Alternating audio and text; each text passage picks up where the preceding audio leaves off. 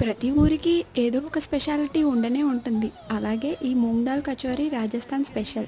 మరి అలాంటి special item మనం కూడా చేద్దామా? 2 కప్పుల మైదా, 1 టీ స్పూన్ దాకా వాము, 2 టేబుల్ స్పూన్ల డాల్డా, ఒక తగినంత ఉప్పు వేసి గట్టిగా చపాతీ పిండిలా కలుపుకొని పక్కన పెట్టుకోండి. నానబెట్టిన పెసరపప్పును కూడా బరకగా గ్రైండ్ చేసుకొని పక్కన పెట్టుకోండి. జీలకర్ర, ధనియాలు, సోంపు, మిరియాలు బరకగా దంచుకొని 1 టేబుల్ స్పూన్ నూనెలోనే బాగా ఫ్రై చేసుకోండి. తర్వాత ఇందులోనే పచ్చిమిర్చి ముక్కలు, అల్లం ముక్కలు, బైండింగ్ కోసం శనగపిండి కూడా వేసి బాగా ఫ్రై చేసుకోండి. ఇందులోనే గ్రైండ్ చేసి పెట్టుకున్న పెసరపప్పును కూడా వేసి పచ్చివాసన పోయేంత వరకు వేయించుకోండి. ఇప్పుడు ఇందులో ఉప్పు, కారం, పసుపు, జీలకర్ర పొడి వేసి బాగా ఫ్రై చేసి దించేసుకొని ఇక్కడ చూపిస్తున్న విధంగా లడ్డూ లాగా చుట్టుకొని పక్కన పెట్టుకోండి. ఇప్పుడు మైదా పిండిలోని మసాలాను పెట్టి చుట్టూ క్లోజ్ చేసుకొని ఇక్కడ చూపిస్తున్న విధంగా చిన్న చిన్న పూరీలాగా ఒత్తుకొని పక్కన పెట్టుకోండి. ఇదే విధంగా అన్ని పూరీలను రెడీ చేసుకొని వేడి వేడి నూనెలో డీప్ ఫ్రై చేసుకోండి.